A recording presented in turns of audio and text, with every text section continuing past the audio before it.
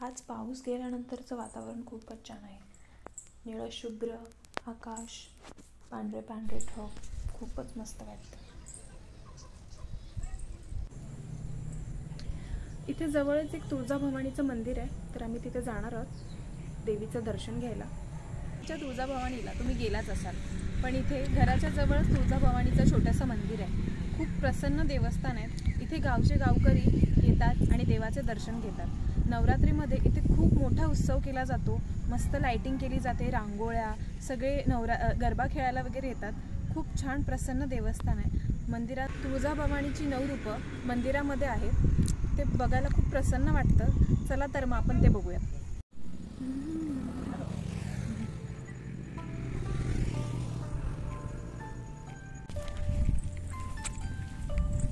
मी ते नवरात्रीमध्ये नवकलर घालते.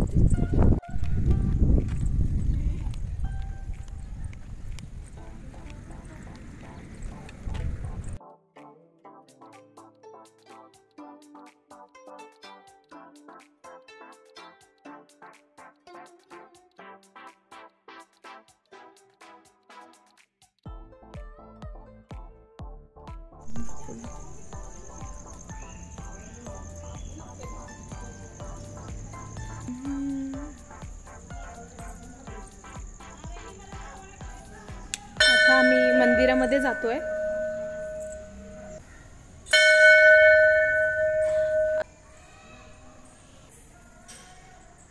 चंद्रघंटा, शैलपुत्री, कुष्मांडा, ब्रह्मचारिणी,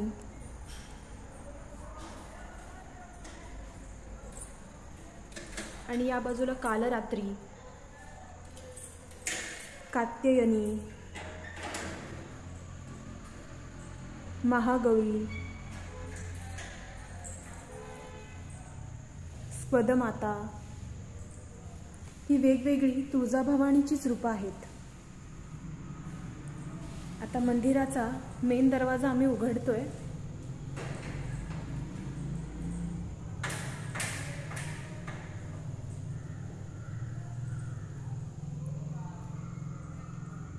हे मंदिर मुख्यतः बंद ठेवलं जातं, कारण आतमध्ये